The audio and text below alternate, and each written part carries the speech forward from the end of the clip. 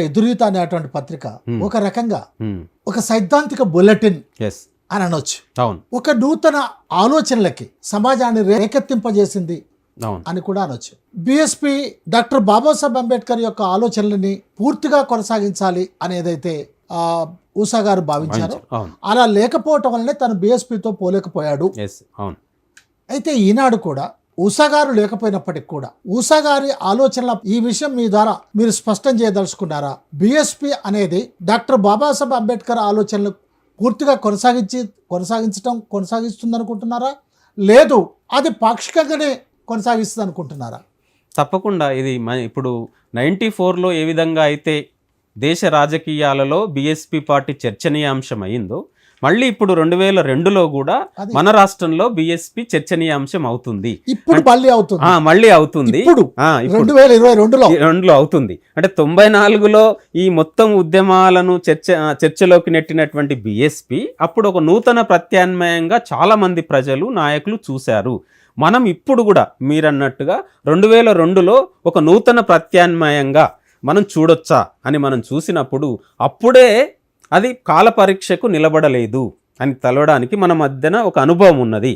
కేవలము అంబేద్కర్ ఐడియాలజీ కాదు ఈరోజు బిఎస్పి, కాన్సీరామ ఐడియాలజీని కూడా అది ఈరోజు అంటే మాయావతి నాయకత్వంలో ముందుకెళ్తున్నటువంటి బిఎస్పి పార్టీ కాన్సీరామ ఐడియాలజీని కూడా వదిలేసింది అని మనకు ఉత్తరప్రదేశ్లో దాని యొక్క గమ్యము మనకు అర్థమైంది. దేశవ్యాప్తంగా కూడా బిఎస్పి పార్టీ యొక్క గమ్యము అర్థమైంది. ఈరోజు పెట్టుబడిదారులను లేదా భూస్వాములను అగ్రకులాలను మనం అలయన్స్లో పెట్టుకుని దళితులను లేదా అట్టడుగున ఉన్నటువంటి కులాల యొక్క లక్ష్యాలను మనము ముందుకు తీసుకెళ్తాము అనడం అనే దాన్ని ప్రజలు రిసీవ్ చేసుకోలేదు అని చెప్పడానికి మనకు చాలా ఉదాహరణలు ఉన్నాయి. మన ఆంధ్ర రాష్ట్రంలో ఆల్రెడీ అది ఒక అంటే 90వ దశాబ్దంలో జరిగినటువంటి అనుభవం ద్వారా కూడా మనకు తెలుస్తున్నది. ఊసా గారు కూడా ఆ విషయాన్ని చాలా 2019లో మేము మాట్లాడుకునే సందర్భంలో కూడా ఆయన ఈ విషయాన్ని చెప్పాడు. అదే అనుభవం మళ్ళీ ఇప్పుడు కూడా జరుగుతుంది అనేది మేము విశ్వసిస్తున్నాం.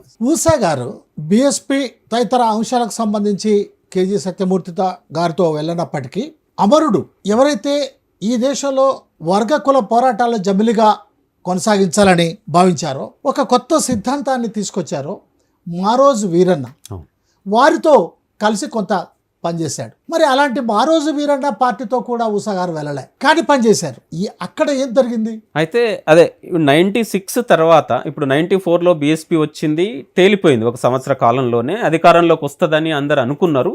అధికారంలోకి రాలేదు. రకరకాల కారణాలు అప్పుడు ఉన్నాయి. అవి అన్నీ మనం చర్చనీయాంశం కాదు ఇప్పుడు. కానీ ఆ తర్వాత ఒక కులవర్గ దృక్పథంతో నూతన ప్రత్యామ్నాయాన్ని నిర్మించాలని అనుకున్న సందర్భంలో మారోజు వీరన్న అప్పటికి పీడిఎస్ పెద్ద నాయకుడిగా మొత్తం 90లో నెదురుమల్లి జనార్దన్ రెడ్డి తీసుకొచ్చిన ప్రైవేటీకరణ అంటే వైద్య కళాశాల డెంటల్ కాలేజెస్, ఒక 12 డెంటల్ కాలేజీని ప్రైవేటీకరణ చేసినప్పుడు దానికి వ్యతిరేకంగా నిలబడ్డాడు. అట్లనే డఫోడమ్ అనేటటువంటి ఒక ఆర్గనైజేషన్లో అంటే ఈ బిఎస్పిని తట్టుకోవడానికి కమ్యూనిస్టు పార్టీలు కొన్ని ప్రయత్నాలు చేశారు. దాంట్లో డఫోడమ్ కూడా అట్లనే వచ్చింది.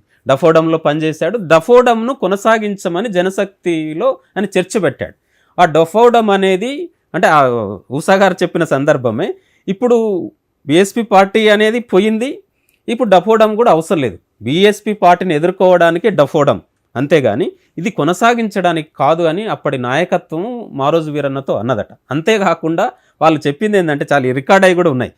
ఇప్పుడు కోడి పిల్లలు ఉన్నప్పుడు గద్ద ఎత్తుకపోకుండా ఈ కోడి పిల్లలను గంప కింద మూయిస్తాము, అట్లనే ఈ గంప లాంటిదే డఫోడమ్. ఇప్పుడు గద్ద పోయిన తర్వాత గంపతోనే ఏం అవసరం ఉంది, కాబట్టి గంపను ఎత్తేస్తున్నాం, కాబట్టి ఇప్పుడు డఫోడమ్ అవసరం లేదు అన్న దాన్ని మారోజు వీరన్న రిసీవ్ చేసుకోలేక బయటకు వచ్చాడు. అట్లనే మన ఊసా గారు కూడా బయటకు వచ్చి వీళ్ళు ఇద్దరు కలిసి అంటే సిద్ధాంత గ్రంథాన్ని వాళ్ళు చర్చించుకుని ఇండియాలో డిబిఎస్యు అని సిపియుఎస్ఐ అనేటటువంటి పార్టీ తర్వాత ఇండియాలో ఏం చేయాలి అనేటటువంటి గ్రంథాన్ని కూడా రాశారు. ఊసా గారు ఒక విధంగా ఆయనతో కలిసి నడిచాడు. బయట అంటే అది రెండు రకాలుగా, ఒకటేమో రహస్యంగా పనిచేసేటటువంటి మార్గము, మరొక వైపు ప్రజలలో ఎన్నుకునే మార్గము, రెండింటిని ఎన్నుకోవడం ద్వారా ఊసా గారు మహాజన సంఘర్షణ సమితికి ప్రధాన కార్యదర్శిగా ఉన్నాడు. DBMS అనే దళిత బహుజన మహాసభకు ఉన్నాడు, కొనసాగాడు. కాకపోతే మారోజు వీరన్న గారు వెంబడే అంటే 96 నుంచి 99లోనే ఆయన మేలో అమరుడు కావడం ద్వారా ఆ ప్రయత్నం అనేది నిలిచిపోయింది.